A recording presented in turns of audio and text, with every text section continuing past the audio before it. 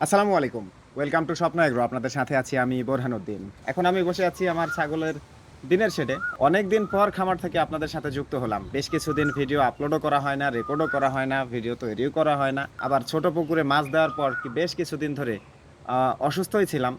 এতটাই অসুস্থ ছিলাম যে ফোন নিয়ে আসলে মেসেজের রিপ্লাই করার মতো আগ্রহ ছিল না। তো আলহামদুলিল্লাহ আল্লাহর রহমতে এখন আমি মোটামুটি সুস্থ। তাই আবার নতুন একটা ভিডিও রেকর্ড করার উদ্দেশ্যে বসলাম। আরো একটা বিষয়, এতদিন ছাগল বিষয়ক বা খামার রিলেটেড যে ভিডিওগুলো তৈরি করতাম, এগুলো শুধুমাত্র স্বপ্ন এগ্রো এই ইউটিউব চ্যানেলেই আপলোড করা হতো। অনেকেই ফেসবুক পেজ আছে কিনা জানতে চাইতেন। যদিও ফেসবুক পেজ এতদিন ছিল না। আর নতুন একটা ফেসবুক পেজ খুলেছি একই নামে। এখন থেকে ফেসবুকেও আপনারা ভিডিওগুলো পেয়ে যাবেন।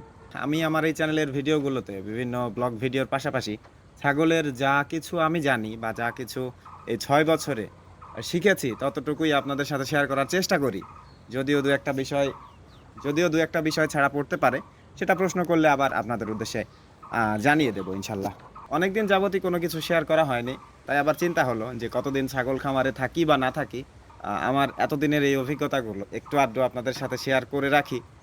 ভবিষ্যতে হয়তো কখনো কারো উপকারে আসলেও আসতে পারে। যখন একটা ছাগল খামারে আসা হয়, তখন একটা ছাগল খামার করার শর্ত কি? কোন, কোন বিষয় জানতে হয়? কি, কি বিষয় প্রয়োজন হয় ছাগল খামারের ক্ষেত্রে? এইসবই অনেকে প্রশ্ন করে থাকেন। তো এইসবের উত্তর আগেও দেওয়া হয়েছে। আবার অনেকে ফোন করে জানতে চান। তো সবাইকে আসলে আলাদাভাবে বলতে গেলে অনেক সময়ের প্রয়োজন হয়ে যায়। যার কারণে একই প্রশ্ন বারবার হলে ভিডিওগুলো রেকর্ড করে দেয়া হয়। যদিও প্রশ্নটা পুরাতন। আমি যখন ছাগল খামার শুরু করেছিলাম ২০২০ সাল করোনাকালীন সময়, তখনও ছাগল খামার অত্যন্ত জনপ্রিয় খামার ছিল। এখনও কিন্তু জনপ্রিয়তার বলা যায় যে অনেক জনপ্রিয়। তখনকার চেয়ে এখন একটু বেশি বুঝতে পারি। কারণ তখন আমার সাথে কেউ যোগাযোগ করতে পারত না। তখন ইউটিউব চ্যানেলও ছিল না। তো এখন অনেকে কিন্তু যোগাযোগ করেন, জিজ্ঞেস করেন, "ভাই ছাগল খামার করব, কিভাবে শুরু করা যায়? কিভাবে করলে ভালো হয়?" তো এই সবই খুঁটিনাটি যত কিছু জানা আছে, ইতিমধ্যেই যা শেয়ার করেছি, যতটুকু শেয়ার করতে পারিনি, ততটুকু পর্যায়ক্রমে শেয়ার করব ইনশাল্লাহ। এখন একটা ছাগল খামার শুরু করতে চাইলে ১ম এ কি করবেন? আপনি চিন্তা করেছেন, ভিডিও দেখেছেন, সবই ঠিক আছে। ভিডিও দেখাটা আলাদা বিষয়। এখন আপনার ১ম কাজ হচ্ছে বিভিন্ন বাণিজ্যিক খামার পরিদর্শন করতে হবে। হোক সেটা ব্রিডিং বা ট্রেডিং। মোটা তাজাকরণ করতে পারেন, বাচ্চা উৎপাদন যেকোনো খামার আপনি পরিদর্শন করেন। একটা না, বেশ কয়েকটা খামার পরিদর্শন করেন। অনেকে আমার কাছে আসতে চান। কিন্তু আমারটা অতটাও বৈজ্ঞানিক খামার না যে আপনি দেশের ওই প্রান্ত থেকে এই প্রান্তে এসে আসলে লাভবান হতে পারবেন। এইজন্য অনেকেই আমি নিরুৎসাহিত করে থাকি। যে আমার খামারে আসার দরকার নাই। আপনি একটা কাছাকাছি কোনো খামার পরিদর্শন করেন। আসলে যারা কাছাকাছি তাদের হিসাব আলাদা। আরো একটা বিষয়, ডাক্তারের পরামর্শ নিবেন। ডাক্তারের পরামর্শ নিবেন কিন্তু কাজে লাগাবেন না। কেন লাগাবেন না সেটা আপনাদের বিস্তারিত বলব। মানুষ সবাই সমান না। ডাক্তাররাও সবাই এক না।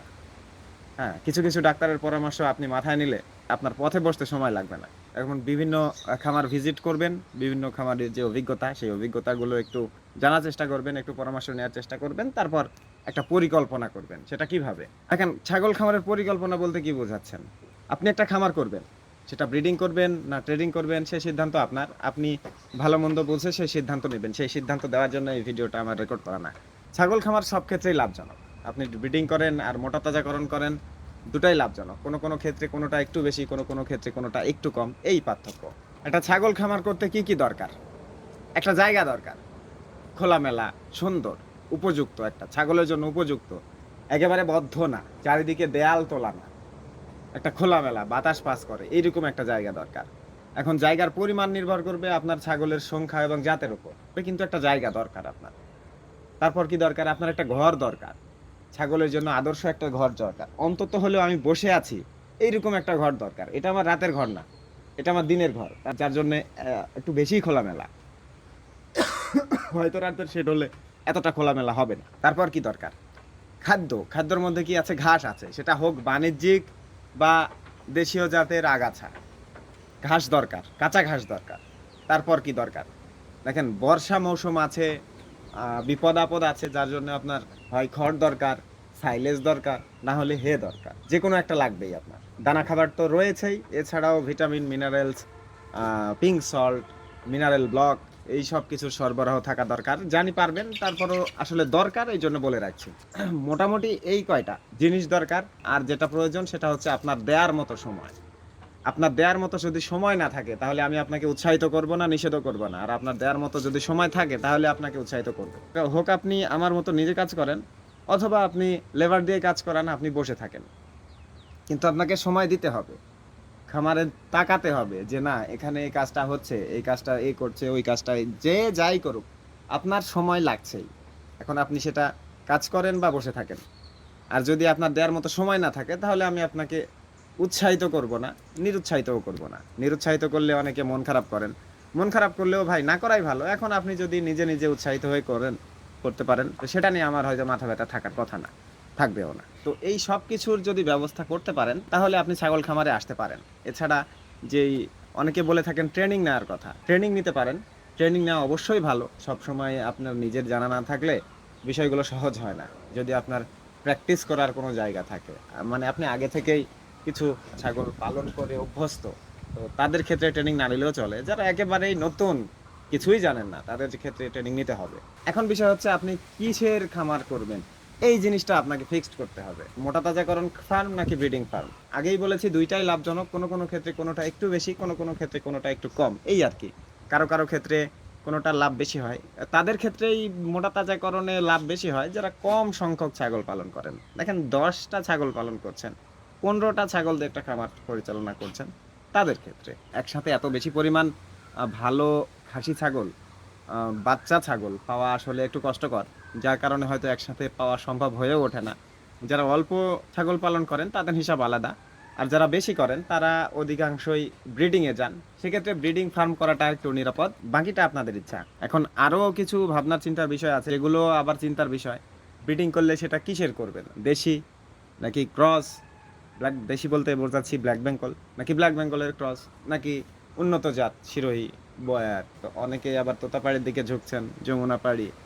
আমি কোনোটাতেই নিরুৎসাহিত, আজকে আজকে নিরুৎসাহিত করার কোনো বিষয় নাই।